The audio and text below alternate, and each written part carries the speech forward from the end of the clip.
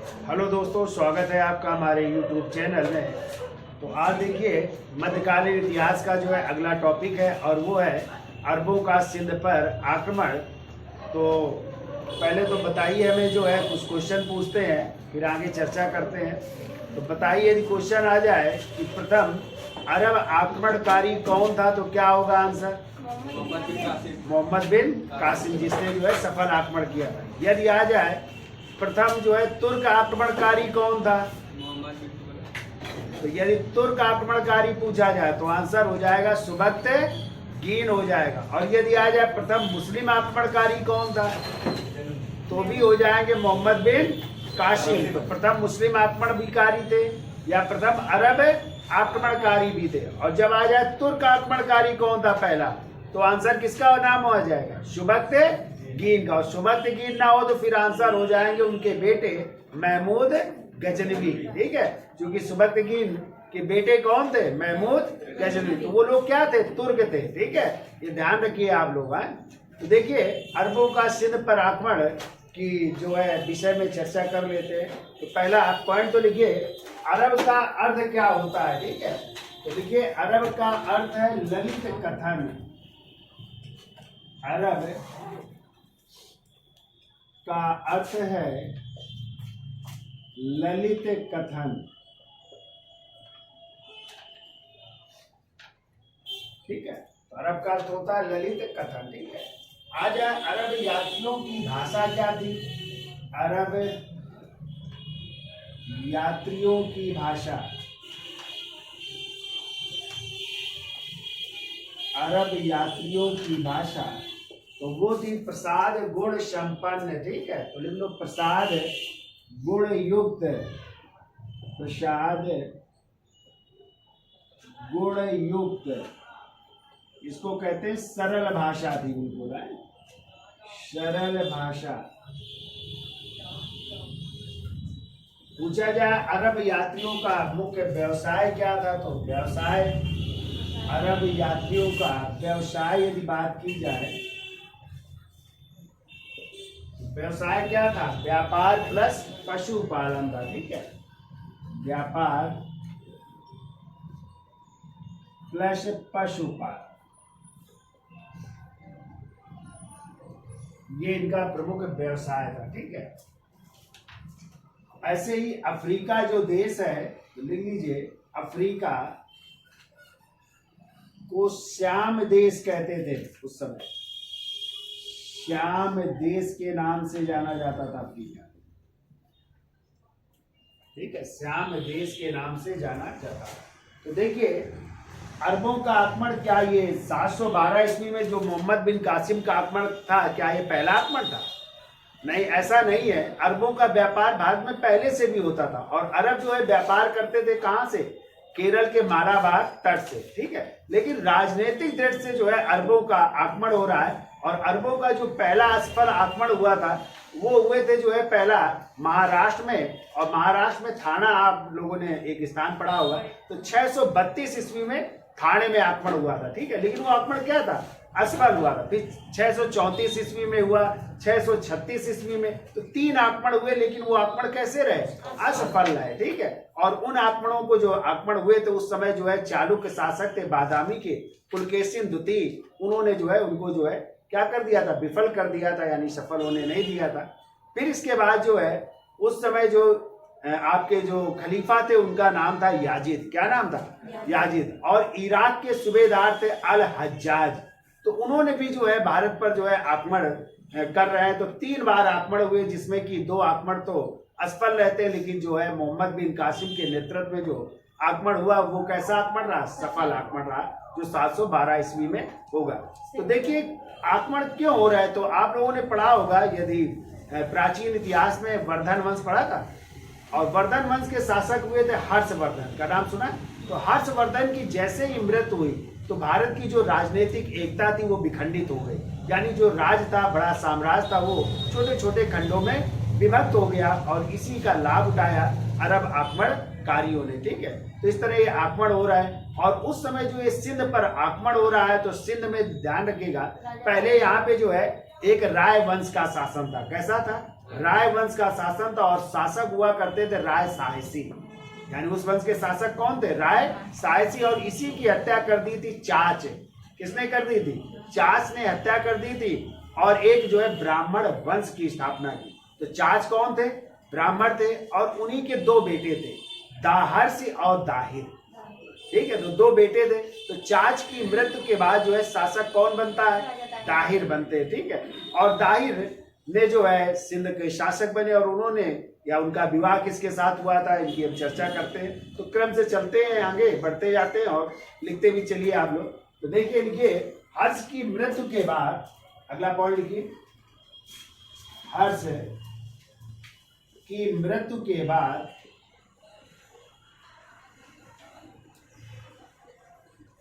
हर्ष की मृत्यु के बाद भारत की एकता विखंडित हो गई। भारत की एकता विखंडित हो गई। विखंडित हो गई। तो हर्ष का टाइम वैसे तो जो है हर्षवर्धन का टाइम है 606 ईस्वी से लेकर के 647 ईस्वी तक शासन किया था। ठीक है, हर्ष ने। और हर्ष की मृत्यु हो जाती है कब? 647 ईस्वी में। उसके कोई पुत्र नहीं था तो उसने अर्जुन नामक एक अधिकारी को जो है अपना उत्तराधिकारी नियुक्त किया था। और फिर आगे चल करके जो कन्नौज का साम्राज्य था या थानेश्वर का जो साम्राज्य था वो विखंडित हो जाता है। ठीक है, तो जो एकता थी, भारत की एकता, वो विखंडित हो जाती है और कई उसमें खंडों में विभाजित हो जाती है। तो आ जाए कि सिंध की सीमा है, जो सिंध में आक्रमण होगा तो ये सिंध की सीमा है। सिंध की सीमाएं उत्तर में कश्मीर, उत्तर में कश्मीर तक छूटी थी। ठीक है, पूर्व में पूछा जाए, पूर्व में कन्नौज तक, पूर्व में जो है कन्नौज तक, तथा दक्षिण में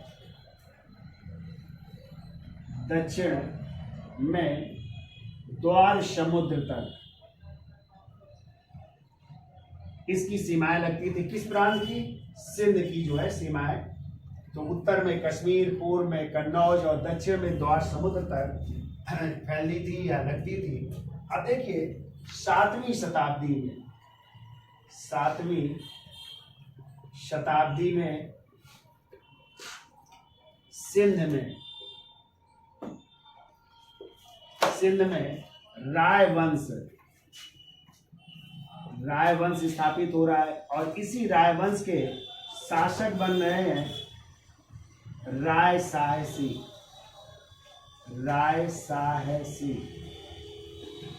और इसी राय साहसी की हत्या कर रहे हैं चाच नामक एक ब्राह्मण ने। ठीक है,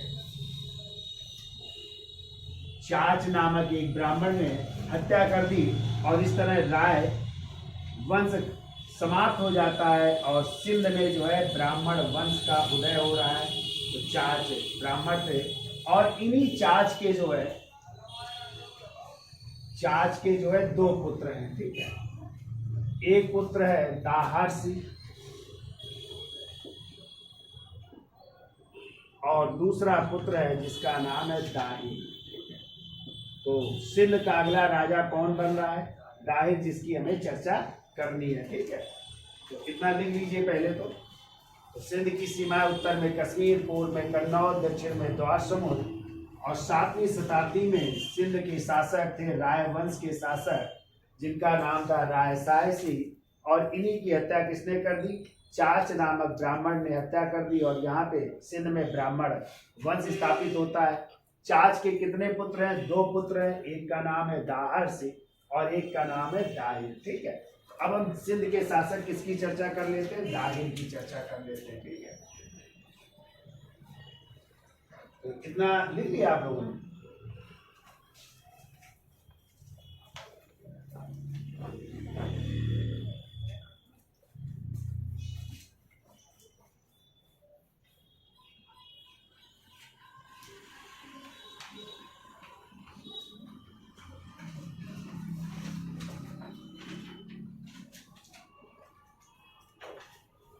देखिए शासक हेडिंग डाल लीजिए दाहिर है। तो दाहिर कहाँ के शासक हैं? ये सिंध के शासक हैं, सिंध के शासक। ठीक है, और किस धर्म से संबंधित है? ब्राह्मण धर्म से, ब्राह्मण धर्म से संबंधित। ठीक है, दाहिर की जो है 2 पत्नियां थी, उन पत्नियों के भी नाम लिखिए। पहली पत्नी थी रानी बाई, रानी बाई, या कहीं कहीं इनका नाम मिलता है माई रानी भी है, माई रानी या रानी बाई। ठीक है, इन्हीं से इनका एक पुत्र था और उस पुत्र का नाम है जय सिंह।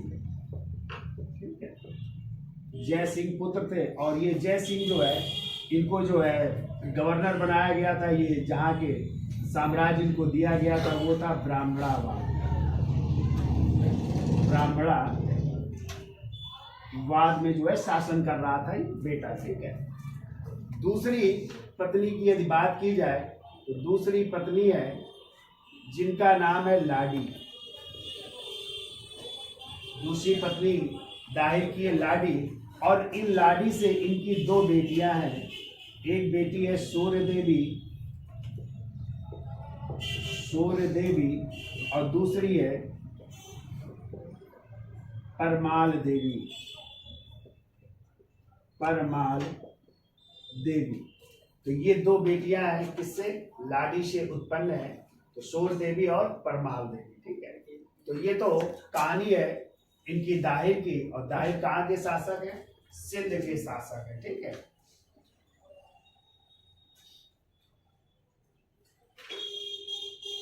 अब देखिए आक्रमण जो है दाहिर के समय, पहला आक्रमण कब हो रहा है? तो अरबों ने खलीफा उमर के समय, यदि अरबों का आक्रमण पूछा जाए तो देखो अरबों ने खलीफा, तो उस समय खलीफा थे उमर। पीछे हमने पढ़ाया था ना, सबसे पहले कौन बने थे खलीफा? अबू बकर, फिर कौन बने थे?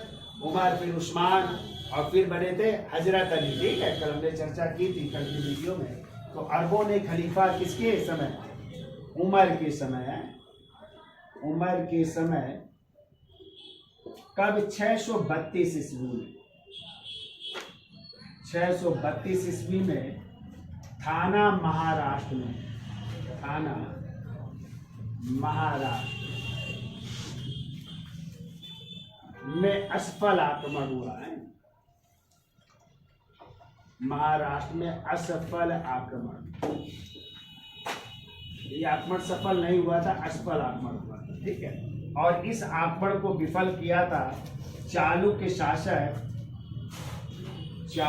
शासक पुलकेशिन द्वितीय द्वारा। चालुक्य शासक पुलकेशिन द्वितीय द्वारा। ठीक है, चलिए हम बोल देते हैं, ना समझ पा रहे हो तो लिखिए।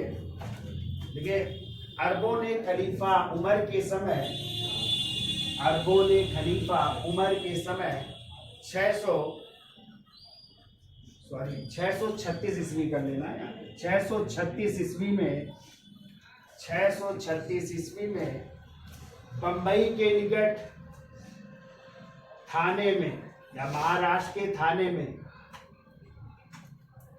आक्रमण किया, परंतु चालुक्य शासक पुलकेशिन द्वितीय ने इस आक्रमण को असफल कर दिया। ठीक है, अब देखिए दूसरा आक्रमण अरबों का कब हो रहा है? तो लिखिए दूसरा आक्रमण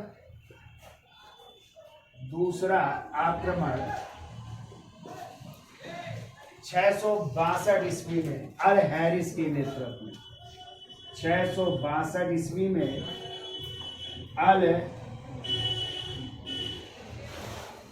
हैरिस के नेतृत्व में। तो ये भी जो है असफल रहा। ठीक है, फिर लिखिए तीसरा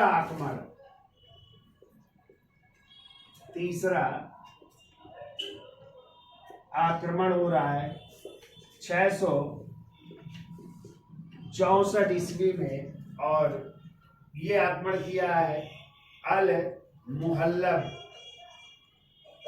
ने जो है नेतृत्व में हुआ था, ठीक है। अल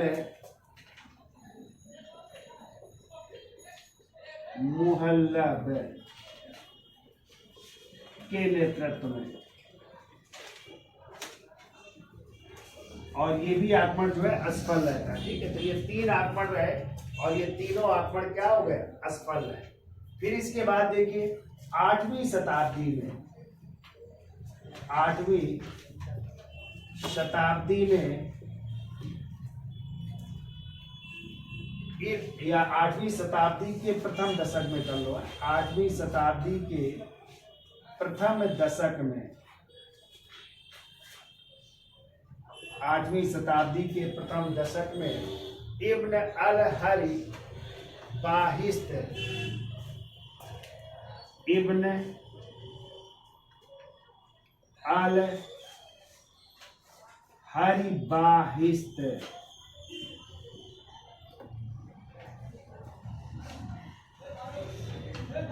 इब्न अल हरी बाहिस्त ने जो है आक्रमण कर रहे हैं, ये जो है मकरान में, ठीक है। सिंध के मकरान में आक्रमण किया, सिंध के मकरान पर आक्रमण, और इस तरह सिंध विजय का मार्ग प्रशस्त हुआ, ठीक है। सिंध विजय का मार्ग प्रशस्त,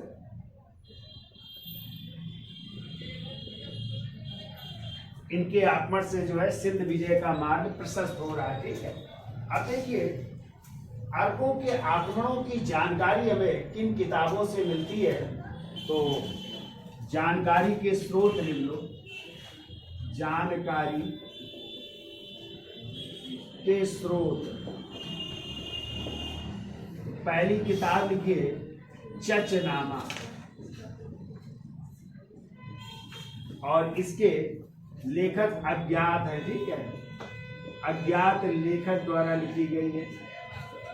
बाद में इसका अरबी में अनुवाद भी हुआ है, फारसी में भी अनुवाद हुआ है, उसकी भी हम चर्चा करेंगे। दूसरी जो है बिलादुरी की पुस्तक, बिलादुरी की पुस्तक है किताब फुतुल अल बल्दान, किताब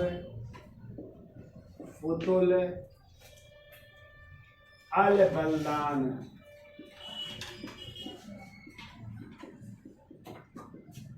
इससे भी हमें सिंध विजय की जानकारी प्राप्त होती है। तीसरी किताब है मोहम्मद मीर मासूम की, मोहम्मद मीर मासूम की किताब है, जिसका नाम है तारीख सिंध, तारीख सिंध, ठीक है। तो इससे, और ये किताब जो है अकबर के समय, ये अकबर के समकालीन है, अकबर के समय 1600 ईस्वी में लिखी गई थी, और इसमें जो है सिंध विजय से लेकर के अकबर तक के जो है शासनकाल की जानकारी इसमें जो है मीर मोहम्मद मासूम ने इसका वर्णन किया है। तो इनसे हमें जो है अरबों के आक्रमण के विषय में जानकारी प्राप्त हो रही है, ठीक है। तो ये किताबें याद हो जाएंगी, क्यों भाई? तो देखो अबू बकर कूफी ने, तो लिख लेना है अबू बकर कूफी ने, ठीक है। इसका फारसी में अनुवाद किया था, चचनामा का है, फारसी में अनुवाद, बाद में जो है फारसी में अनुवाद हुआ अबू बकर कूफी द्वारा। ये भी पूछा गया है किसने जो है चचनामा का फारसी में अनुवाद किया है, ठीक है।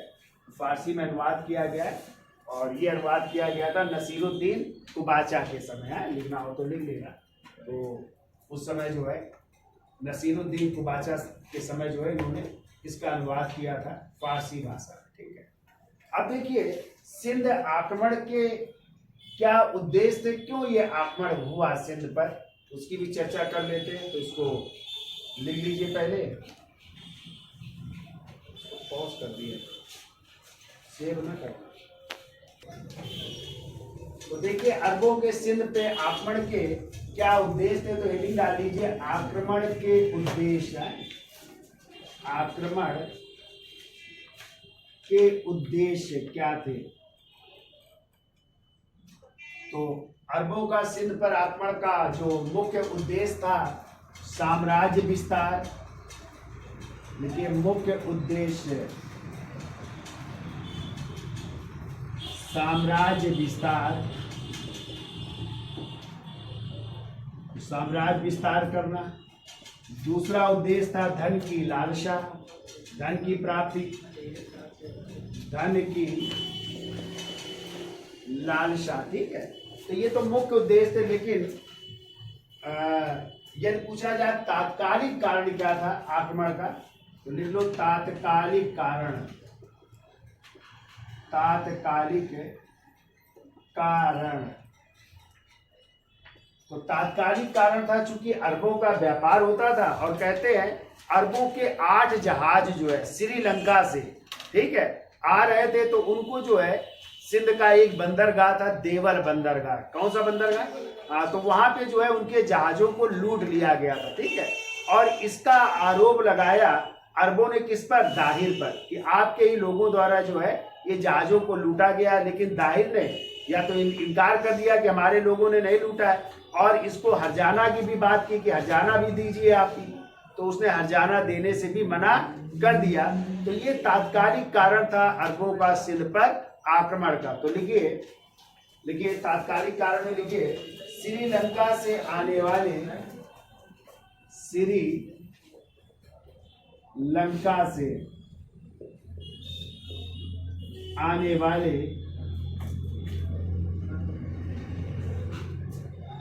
8 अरब जहाजों को, 8 अरब जहाजों को सिंध के देवल बंदरगाह में, सिंध के देवल बंदरगाह में, सिंध के देवल बंदरगाह में समुद्री डाकुओं द्वारा लूटा जाना। समुद्री डाकुओं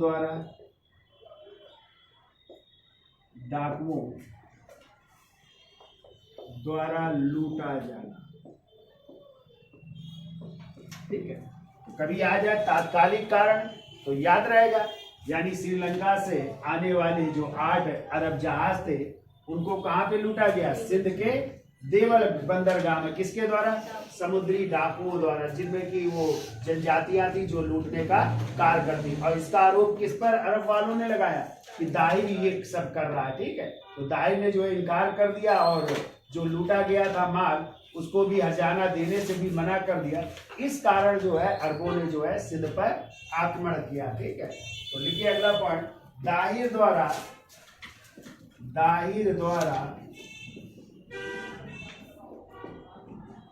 द्वारा समुद्री लुटेरों के लूट को, दाहिर द्वारा समुद्री लुटेरों के लूट को अपने ऊपर ना लेने, अपने ऊपर ना लेने और ना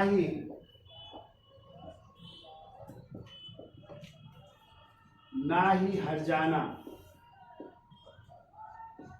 देने,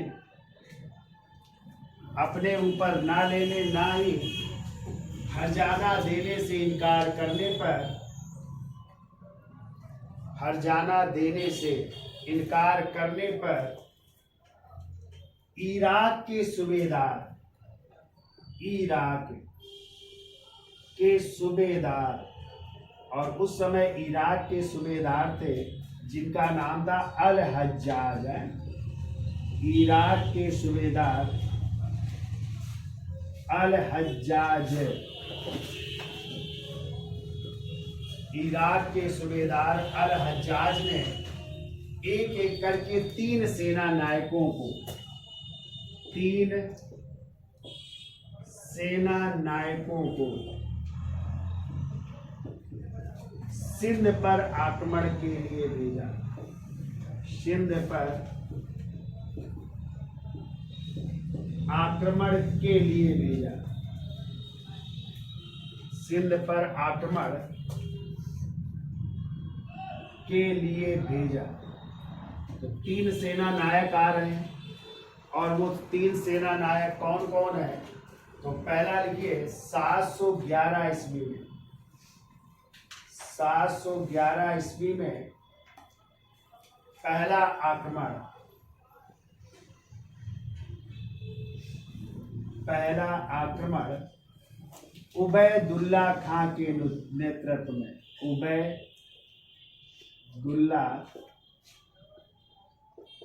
खां के नेतृत्व में। ठीक है, तो पहला आक्रमण हो रहा है उबैदुल्ला खां के नेतृत्व में। फिर ये दूसरा आक्रमण भी 711 में हो रहा है। 711 ईस्वी में दूसरा आक्रमण, और ये हो रहा है बरदूल के नेतृत्व में। ठीक है, बरदूल, ऐसे लिखिए, बरदूल के नेतृत्व में, लेकिन ये दोनों जो है आक्रमण सफल नहीं होते हैं। ठीक है, तो 711 में पहला आक्रमण उबैदुल्ला खां के नेतृत्व में, फिर 711 में ही दूसरा आक्रमण बरदूल के नेतृत्व में। जब सफल नहीं हुए तो अल हज्जाज ने जो है, उस समय खलीफा कौन थे? वाहिद या वालिद आए, तो उनसे अनुमति लेता है और अपने भतीजे और दामाद को भेजता है।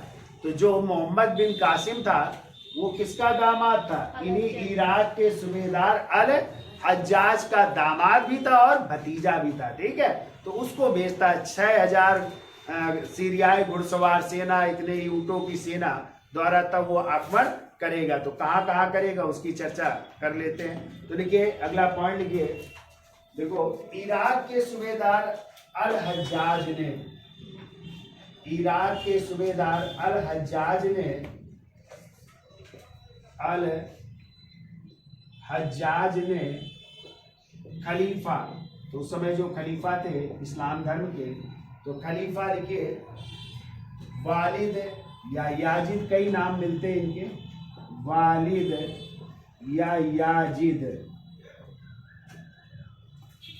की अनुमति लेकर,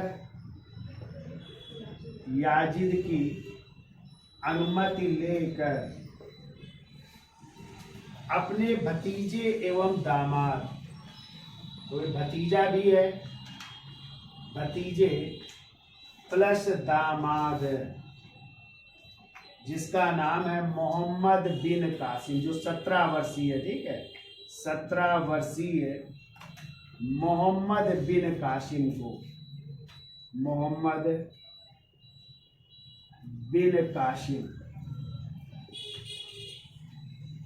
को भेज रहा है। ठीक है, कब? 712 ईस्वी। तो देखिए अल हज्जाज ने खलीफा वालिद या याजिद की अनुमति लेकर अपने भतीजे और दामाद 17 वर्षीय मोहम्मद बिन कासिम को, मोहम्मद बिन कासिम को 712 ईस्वी में 6000 सीरियाई घुड़सवार सेना, सीरियाई घुड़सवार सेना प्लस इतने ही जो है ऊंटों की सेना थी। ठीक है, प्लस इतने ही ऊंटों की सेना से, तो 6000 ऊंटों की सेना,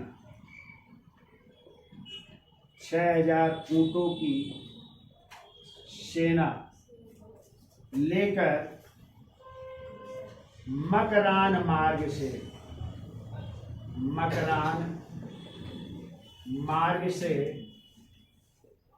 सिंध पर आक्रमण,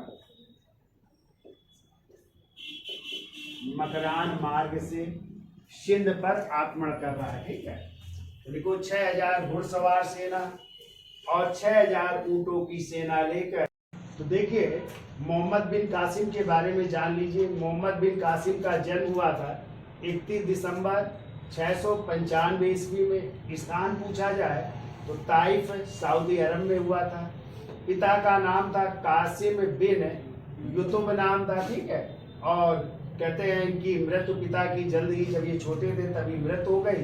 तो इनका पालन पोषण किया था इनके चाचा, तो चाचा भी थे और बाद में क्या बन गए थे, ससुर भी बन गए थे, जिनका नाम था अल हज्जाज, जो कहाँ के सूबेदार थे, इराक के सूबेदार या इराक के गवर्नर थे। ठीक है, और इन्हीं अल हज्जाज की पुत्री थी जो कि मोहम्मद बिन कासिम की पत्नी बनी, उनका नाम क्या था, जुबैदा था। ठीक है, अब देखिए मोहम्मद बिन कासिम के आक्रमण कहाँ कहाँ हो रहे हैं। तो देखिए पहला आक्रमण देखिए पहला आक्रमण हो रहा है देवल में। ठीक है, देवल, और देवल क्या था उस समय, ये बंदरगाह भी था। ठीक है, बंदरगाह था। देवल पर आक्रमण हुआ और कहते हैं कि दाहिर ने इस ओर कोई ध्यान नहीं दिया और उसने देवल या इसी को दाभोल भी कहते हैं, देवल या दाभोल बंदरगाह भी कहते हैं। ठीक है, यहाँ पे पहला आक्रमण हो रहा है। फिर यदि पूछा जाए कि अगला आक्रमण कहाँ पे किया जो है, तो अगला आक्रमण मोहम्मद बिन कासिम का हो रहा है नीरुल में। तो दूसरा आक्रमण लिखिए नीरुन। नीरुन जो है इलाका पड़ता है पाकिस्तान में, तो ये पाकिस्तान का इलाका है, तो वहाँ पे आक्रमण हो रहा है दूसरा। और यहाँ पे जो है नीरुन में जो है बौद्ध धर्म के लोग थे या बौद्ध धर्म के मानने वाले लोग थे। ठीक है, बौद्ध धर्म को मानने वाले लोग थे। ठीक है, तो यहाँ पे आक्रमण हुआ दूसरा। फिर ये पूछा जाए इसके बाद उसने कहाँ पे आक्रमण किया, तो तीसरा आक्रमण हो रहा है सेहवान में। सेहवान या इसी को सीबिस्तान भी कहते हैं, सीबिस्तान। और यहाँ पे जो है इन्हीं दाहिर के जो है चचेरे भाई होते हैं जिनका नाम था बजहरा। तो बजहरा या इन्हीं का दूसरा नाम मिलता है मांझरा। ठीक है, और ये दाहिर के क्या थे, चचेरे भाई थे। दाहिर के चचेरे भाई थे। ठीक है, यहाँ पे आक्रमण हुआ। तो कहते हैं माजरा पराजित होता है और पराजित होकर के ये भाग जाता है और भाग करके पहुंचा शीशम। कहाँ पहुंचा, शीशम। तो अगला आक्रमण ये कर रहे हैं शीशम पर। मोहम्मद बिन कासिम का अगला आक्रमण हो रहा है शीशम।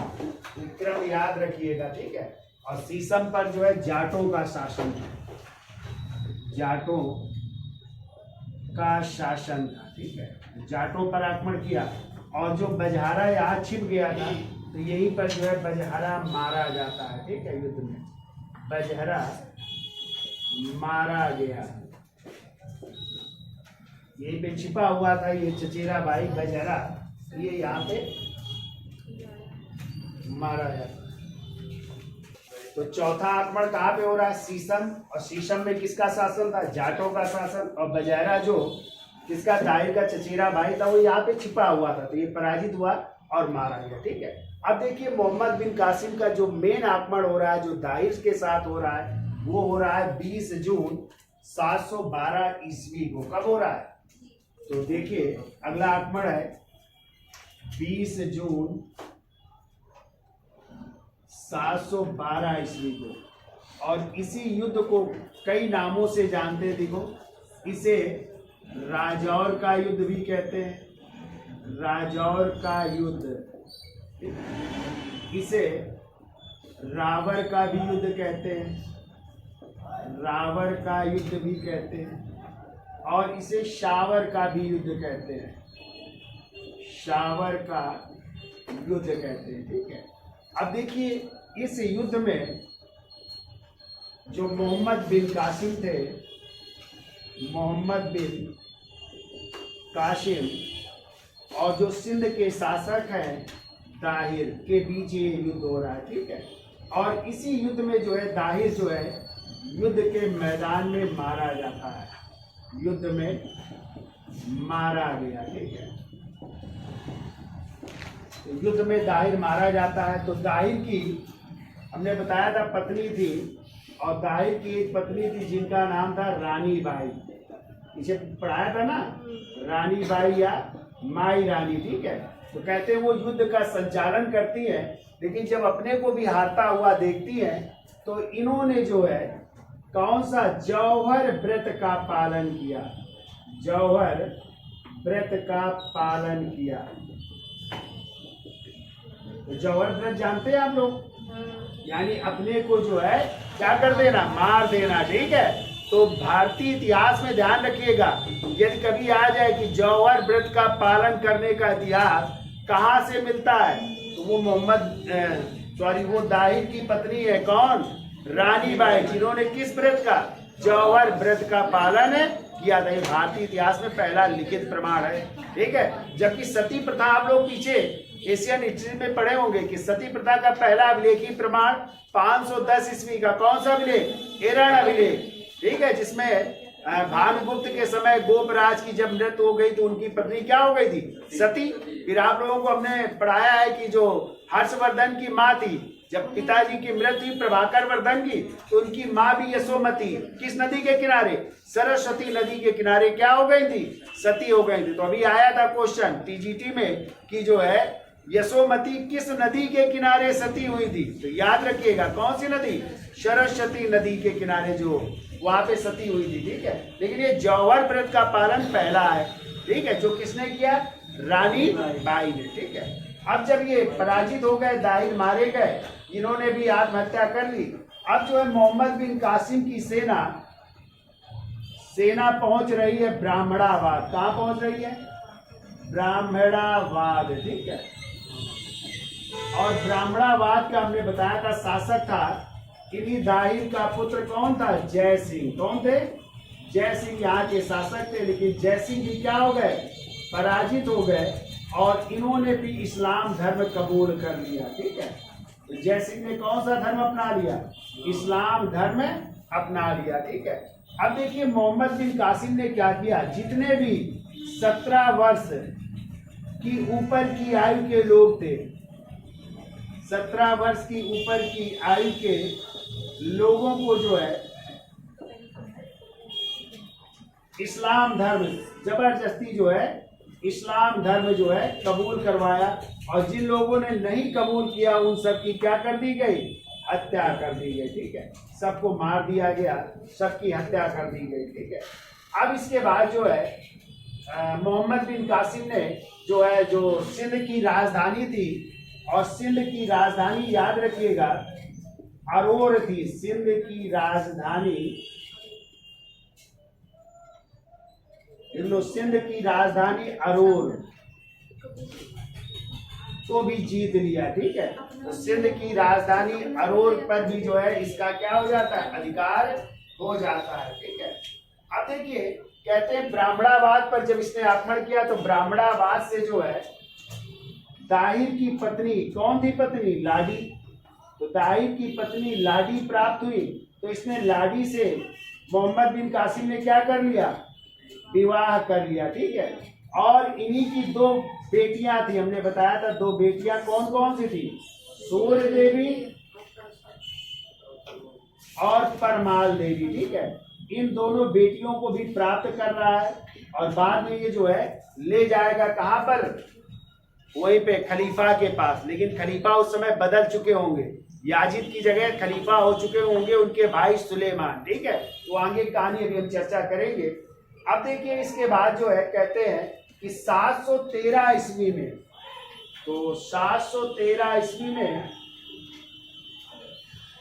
मोहम्मद बिन कासिम ने जो है विजय कर रहा है इसकी मुल्तान की, किसकी, मुल्तान की विजय कर रहा है। और कहते हैं यहाँ से उसे इतना सोना प्राप्त हुआ कि उसने मुल्तान का नाम बदल करके क्या रख दिया, स्वर्ण नगर या लैंड ऑफ गोल्ड रख दिया। ठीक है, मुल्तान का नाम बदल करके क्या रख दिया, स्वर्ण नगर कर दिया या लैंड ऑफ गोल्ड कर दिया। देखिए मुल्तान का नाम बदल करके क्या कर रहा है, लैंड ऑफ गोल्ड। कहते इतना सोना यहाँ से प्राप्त हुआ कि उसने मुल्तान का नाम बदल करके क्या रख दिया, स्वर्ण नगर रख दिया। ठीक है, तो छोड़िए कि हम चलिए बोल देते हैं।